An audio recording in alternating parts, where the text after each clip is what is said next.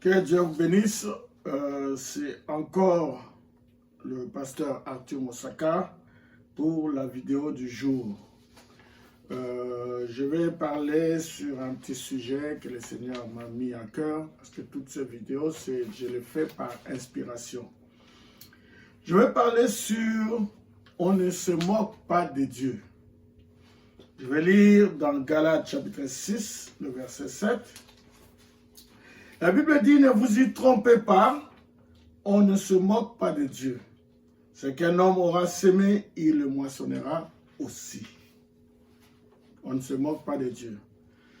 Frère Branham dit dans le message « Dieu mal compris » qu'il a prêché en 61, le paragraphe 137, non, la question c'est 137. Frère Branham, je suis sauvé, écoutez bien, je suis sauvé et ai été baptisé au nom de Jésus-Christ, mais comment me défaire d'un esprit d'entêtement dont j'ai de la peine à me débarrasser? La personne est sauvée, mais il y a un esprit d'entêtement sur la personne.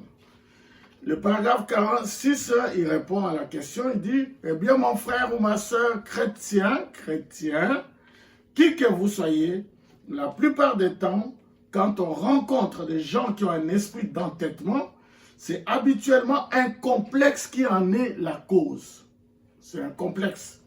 Soit qu'on l'ait hérité d'une mère, d'un père, d'un oncle, d'une tante, d'une grand-mère, d'un grand-père, de quelqu'un comme cela, ça vient soit par héritage. Vous savez, il y a tellement de choses qu'on hérite. Et si vous remontez le cours de votre vie, vous trouverez. Or, j'ai découvert ceci par l'expérience sous le discernement, parce que j'ai rencontré de ces cas sur l'estrade, des milliers qui avaient cet esprit. Et alors, en remontant l'origine de la manifestation de cet esprit par le discernement, comme il avait le don, j'ai découvert qu'il y avait un grand-père, qui avait une grand-mère, qui avait quelqu'un d'autre bien avant. Et vous recevez cela par hérédité, cet esprit d'entêtement. Vous recevez ça par hérédité. Le paragraphe 47, entêté. L'entêtement n'est pas de Dieu. Je pense que j'ai déjà parlé sur l'entêtement dans une de mes vidéos. Maintenant, ici, je vais prendre une autre direction, un autre angle. L'entêtement n'est pas de Dieu. L'entêtement n'est pas de Dieu. Que Dieu soit béni, excusez-moi. Que le Seigneur vous bénisse richement. Je fais tomber ma feuille. Mais ce n'est pas grave. Donc nous sommes dans un âge où les gens sont entêtés. C'est cet âge ici. Les gens sont entêtés, ils sont obstinés. Ils persistent plutôt dans le mal. C'est cet âge ici. Et c'est ce qui nous caractérise dans cet âge. C'est pour ça que nous avons beaucoup d'ennuis à cause de l'entêtement. L'entêtement n'est pas de Dieu. Un enfant de Dieu ne doit pas être entêté. Voyez, quand Dieu dit quelque chose, nous écoutons et nous obéissons. C'est ça aussi la notion d'un disciple. Donc, laissez-moi vous dire que Dieu sait mater les fortes têtes. Il sait mater. Regardez Saul de Tarse. Il a attaqué l'église, mais il s'est retrouvé où? Il s'est retrouvé par terre. Voyez? Et il a changé sa stratégie. C'est lui qui persécutait l'église, il persécutait la parole. Il s'est retrouvé en train de soutenir la parole à 1000%. Et c'est ma prière et que ce soit aussi ton cas aujourd'hui. Une fois, j'étais dans un bus. J'étais au Congo, j'étais parti en vacances en RDC. Et j'ai pris un bus donc je revenais de Matadi, j'ai pris un bus,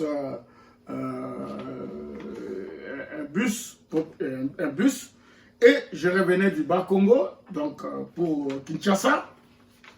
Et dans le bus, il y a eu un évangéliste qui était dans le bus qui a commencé à prêcher. Oh, j'ai beaucoup aimé son sermon.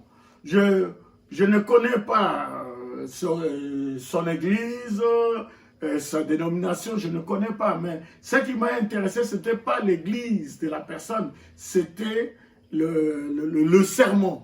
Parce que c'était quelque chose, le sermon là venait vraiment au point. J'ai beaucoup aimé son sermon. Et même après, quand il a fini, il a passé un panier d'offrandes. Je lui ai donné une grosse offrande parce que j'ai beaucoup aimé. L'ouvrier mérite son salaire. Maintenant, je vais revenir sur son sermon, les choses que j'ai retenues. Il avait pris Proverbe 1, le verset 24, au verset 26, et je vais lire ça. Puisque j'appelle et que vous résistez, puisque j'étends ma main et que personne n'y prend garde, puisque vous rejetez tous mes conseils et que vous n'aimez pas mes réprimandes, moi aussi je rirai quand vous serez dans le malheur, je me moquerai quand la terreur vous saisira. Et il a commencé à développer. Je ne me rappelle plus trop bien comment il a développé, mais c'était magnifique. Maintenant, ce que je veux dire seulement, cette écriture ici, Dieu me l'a ramenée et je vais parler de ça en très peu de mots. Dieu appelle, vous résistez. Il envoie ses prophètes, vous résistez. Il a envoyé William Marion Branham, vous résistez. Vous les ridiculisez. Il parle de l'écoute des bandes et vous résistez. Vous tournez ça en dérision. Vous voyez? Combien de fois, je ne suis pas prophète, je ne suis qu'un fils de prophète, hein? Fils spirituel bien sûr.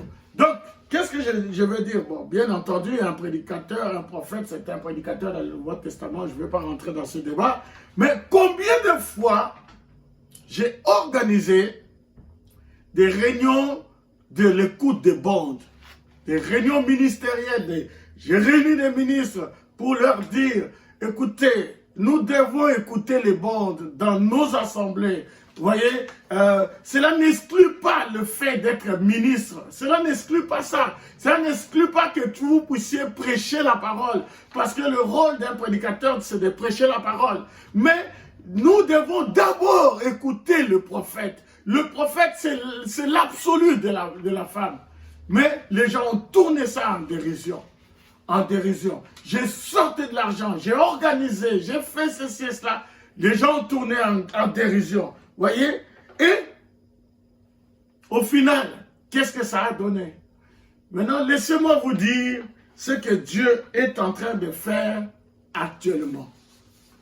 La Bible nous dit, je reviens sur ce passage-là, puisque j'ai appelé, vous avez résisté, j'ai tendu ma main, vous n'avez pas pris garde. Tout ce que Dieu a fait, il a fait pour nous réveiller, il a fait, mais on a résisté, on a rejeté ses conseils. Alors, actuellement, ce que Dieu est en train de faire, c'est le verset 26. Moi aussi, je rirai quand vous serez dans le malheur. Je me moquerai quand la terreur vous saisira. Dieu est en train de rire en ce moment.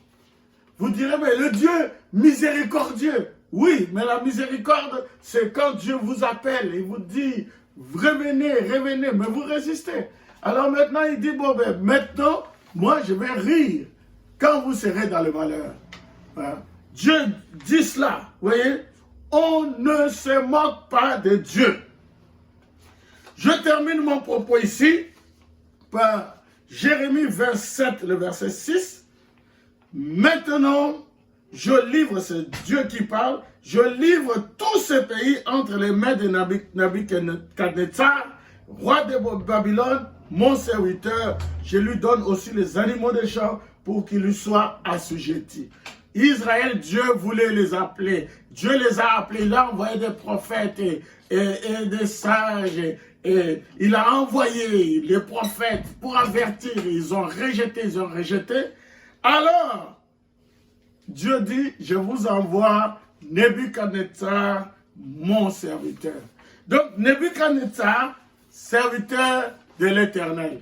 Dieu a envoyé Nebuchadnezzar pour corriger Israël, pour les ramener sur le droit chemin. Donc Nebuchadnezzar était serviteur de l'Éternel. Je peux dire aujourd'hui, coronavirus, serviteur de l'Éternel. Vous voyez, Dieu se sert de ça pour ramener ses enfants, pour nous ramener sur le droit chemin. Aujourd'hui, je suis vraiment heureux que la plupart, sauf les fils de la perdition, mais la plupart de ceux qui même rejetaient les coups de bande, aujourd'hui, ils sont à fond là-dedans. Je remercie le Seigneur. Dieu a gagné. Que le nom du Seigneur soit béni. Shalom.